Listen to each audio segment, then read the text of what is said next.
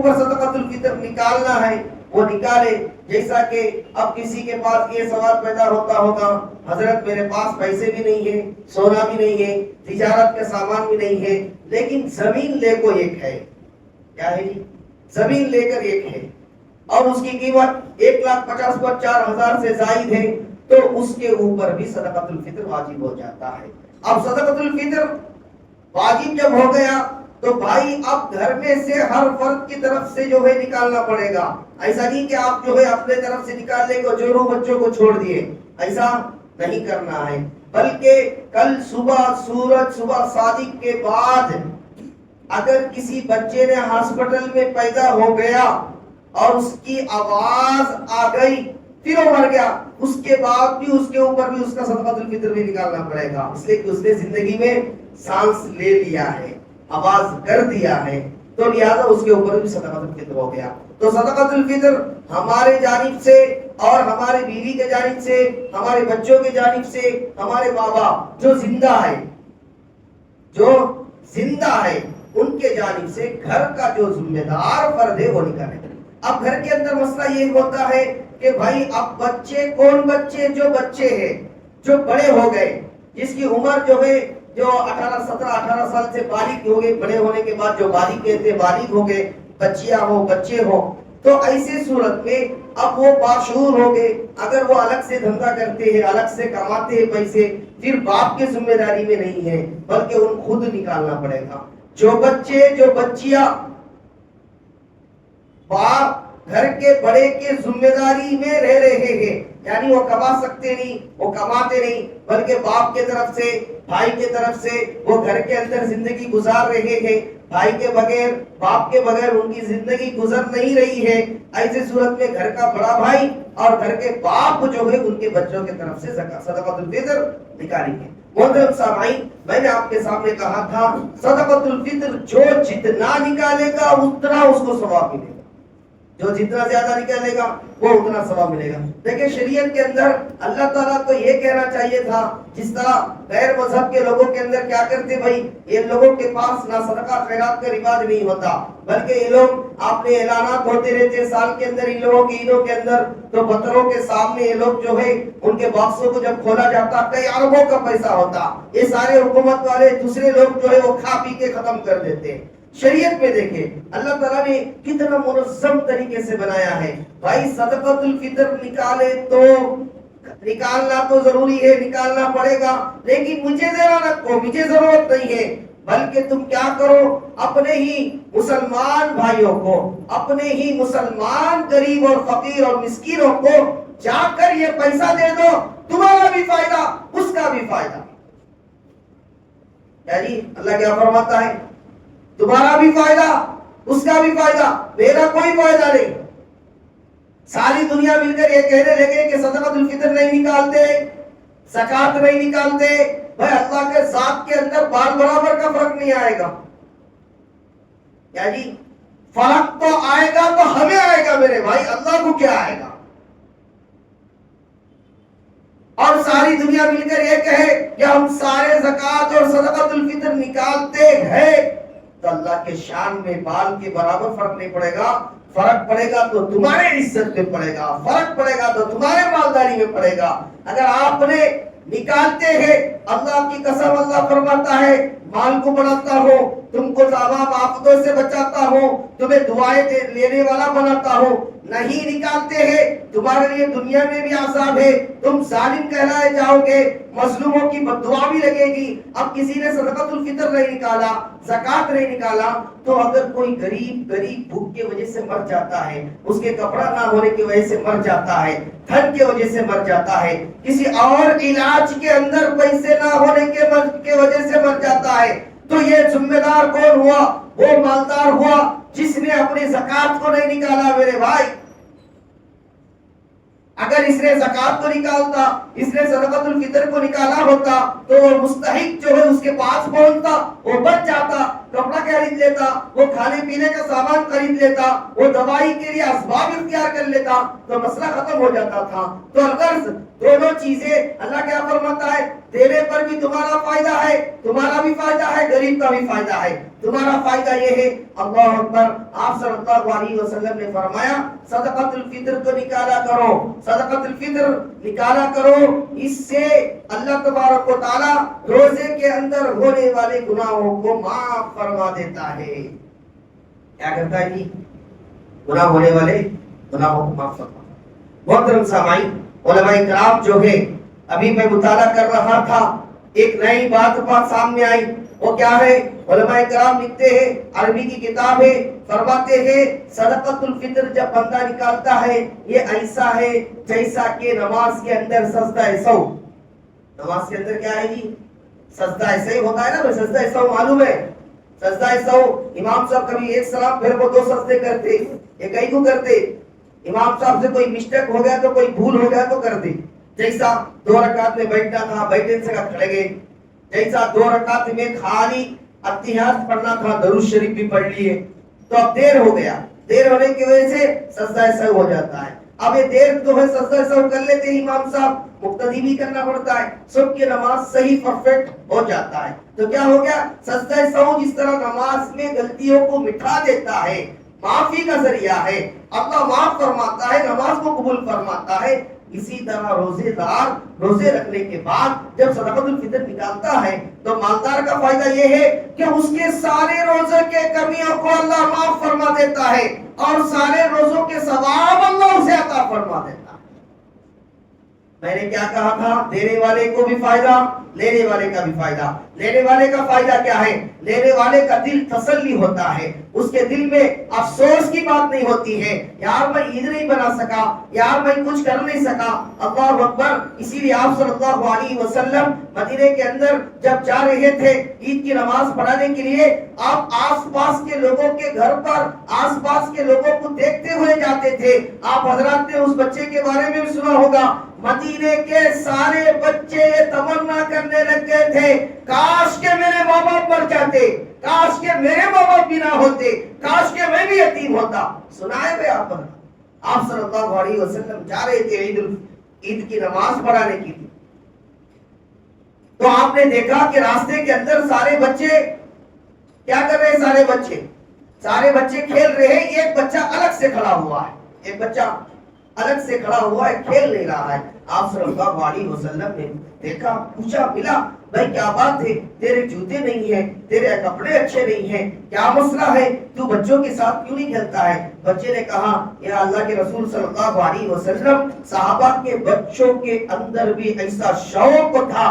آپ نے کئی واقعات سنا ہوگا, ابو جہل جو اسلام کا سب سے بڑا دشمن تھا, ابو جہل بڑا خطرناک مانا جاتا تھا, ابو جہل جو کفار کا بڑا مشرکین کا بڑا خطرناک سردار تھا, اس کے پیچھے آپ تاریخ اٹھا کر دیکھیں گے, اس کو ختم کرنے والا کوئی بہادر نہیں تھا, اس کو نیست و نابود کرنے والا کوئی بڑا آدمی نہیں تھا, اس کو جہنم رسید کرنے والا اگر کوئی تھا وہ چھوٹے 2 بچے تھے جس نے اس کو گھوڑے سے گرا کر اس کو قتل کر دیا. صحابہ کرام کے بچوں کے اندر بھی وہ ایمان تھا, وہ جذبہ تھا. آج افسوس کہ آج ہم بڑے بڑے مالدار ہو کر, بڑے بڑے طاقتور ہو کر, بڑے بڑے بہادر ہو کر بھی وہ جذبہ, وہ شوق, وہ اطاعت رسول, وہ عشق رسول ہم ثابت نہیں کر سکتے. محترم سامعین, یہ بھائی بہت بڑا بڑا ہے بھائی. گزشتہ جو تراویح کے اندر بھائی یہ تو آپ سب صحیح کرے تھے میرے بھائی, نیا مائک بھی منگا دیے ہیں لیکن جو ہے وہ لگا نہیں سکے, وقت بھی ہو گیا, تو بہرحال یہ اوپر نیچے ہو جا رہا ہے. تو آپ صلی اللہ علیہ وسلم نے اس بچے کی طرف نظر ڈالا, فرمایا کیا ہو گیا؟ میرے والدین نہیں ہیں, یا اللہ کے رسول صلی اللہ علیہ وسلم میں کیا کروں, اسی لیے میں افسردہ ہوں, میں غم زدہ ہوں, میرا باپ نہیں ہے, میرا باپ جنگ کے اندر شہید ہو گئے ہیں, میرا کوئی باپ نہیں, اس کے وجہ سے نہ میرے پاس کپڑا ہے, جس کے وجہ سے نہ میرے پاس جوتے ہیں، جس کے وجہ سے نہ میرے گھر پر عید بنا پا رہا ہوں، یہ بچے ان کے والدین زندہ ہے، ان کے عید بن رہی ہے، ان کے پاس نئے کپڑے ہیں، ان کے پاس نئے جوتے ہیں۔ اللہ اکبر! آقا نامدار تاجدار مدینہ محمد رسول اللہ صلی اللہ علیہ وسلم کے آنکھوں سے آنسو جاری ہو جاتے ہیں، فرمانے لگتے ہیں اے بچے، یہ میرے لڑکے، کیا تجھے کیا اس بات کو تو پسند کرے گا؟ تیرا باپ محمد ہو، کیا تو اس بات کو پسند کرنا پسند کرے گا؟ اس بات کو تو پسند کرنے لگے گا کہ تیرا باپ جو ہے آج کے بعد سے محمد صلی اللہ علیہ وسلم ہو؟ اس بچے نے کہا اللہ اکبر! اس بچہ چھوٹا بچہ تھا، ہمارے اور آپ کے بچے ہوتے، اگر اس کے سامنے آپ جا کر کہتے بھائی تیرا باپ بننا چاہتا ہوں تو بن جا، مان لے گا میرا باپ؟ وہ کہے گا بھائی باہر چلے جا، میں تیرا باپ، تو میرا باپ نہیں بن سکتا۔ لیکن یہاں پر صحابہ کے بچوں کے اندر بھی وہ محبت تھی، وہ سمجھداری تھی۔ صحابہ کے اللہ کے رسول صلی اللہ علیہ وسلم کے باتوں کے سامنے، آپ کے آواز کے سامنے، آپ کے احکامات کے سامنے بڑا تو بڑا کیا، بچے بھی زبان نہیں کھول سکتے تھے۔ آپ نے بچے نے فرمایا اے اللہ کے رسول صلی اللہ علیہ وسلم، کیوں نہیں، اس سے بڑی خوشی کی بات میرے لیے کیا ہوگی، میں آپ کا بیٹا بننا چاہوں گا۔ اللہ اکبر! آپ صلی اللہ علیہ وسلم نے جیسے ہی اس بچے کے ہاتھ کو پکڑا اور اپنی انگلی دیا، دے کر جو ہے گھر کو لے کر جانے لگے۔ اللہ اکبر! مدینے کے سارے بچے حیران میں چلے گئے، سارے بچے پریشان ہونے لگے۔ سارے بچوں کا یہ تمنا خواہش تھی کاش کہ آج میں یتیم ہوتا، میرے ماں باپ مر گئے ہوتے، میں بھی آج محمد صلی اللہ علیہ وسلم کا بیٹا ہوتا۔ کوئی معمولی چیز تھی، آگے آپ تیار کروائے، پھر عید کی نماز پڑھانے لگے۔ محترم سامعین، میں کہنا چاہ رہا تھا صدقۃ الفطر لینے والے کا بھی فائدہ ہے۔ وہ فائدہ کیسا ہے؟ اس کا دل بڑا ہوتا ہے، وہ خوش ہوتا ہے، اس کے گھر میں بھی عید بنتی ہے، اس کے بچے بھی عید کے پیسے کھاتے ہیں، اس کے گھر میں بھی دودھ پیے گا، اس کے گھر میں بھی سیویاں کھائے گا، تاکہ عید کے دن کوئی بھی مسلمان بھائی، جسے قرآن کریم میں اللہ تبارک و تعالیٰ نے فرمایا انما المسلمون اخوہ، یہ ایمان والوں، دنیا کے اندر جتنے ایمان والے ہیں یہ ایک دوسرے کے آپس میں بھائی ہو، ایک دوسرے کے بھائی ہو۔ جس طرح سگے بھائی ہوتا ہے، بھائی کو مانتا ہے، اس طرح مسلمان کو، ہر مسلمان کو بھائی ماننا چاہیے۔